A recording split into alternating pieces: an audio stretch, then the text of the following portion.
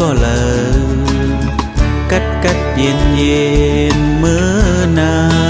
นเตเลิกก็เลิกตัดเจอเมื่อลาน้องโมยบอกข่าวยามหึงกว่ากูอยากเจอตางฮักข้า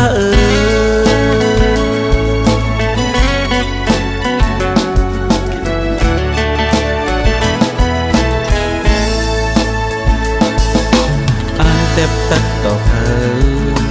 อ่านขัดเป็ดก็เลยกัดเย็นเมื่อนานเตลืมก็เลยตัดเจอเมื่อลาน้องมวยบอกข่าวยามหึงกว่ากูขัดเป็ดตั้งฮักข้า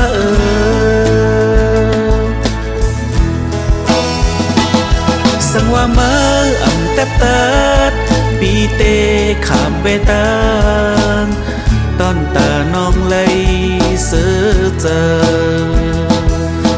ลืมปีเสก่อนจางปีเสก่อนตอนตาปีเตยานเปิดหาตัดเจอแลน้องมวยเตอยู่เลยจอมก่อนเป็นอำหันจอมเยาเตลืมมาก็เปียบเจอลาน้องมวยบอกข่าวยามหึงกว่ากูยอมกอบตั้งฮักข้า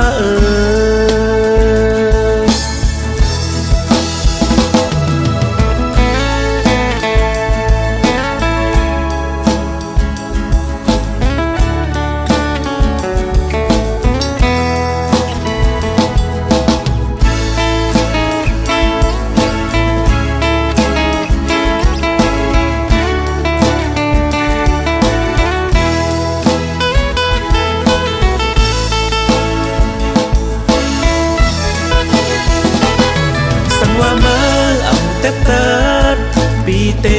ขามเวตางต้นตาน้องเลยซื้อเจอลืมปีเสก่อนจางปีเสก่อนต้นตาปีเตยานเปิดหาตัดเจอและน้องมวยเตอยู่เลยจอมก่อนเป็นอำหันจอมเยาเตลืมมาก็เปียบเจอลาน้องมวยบอกข่าวยามหึงกว่ากูยอมกอบตั้ง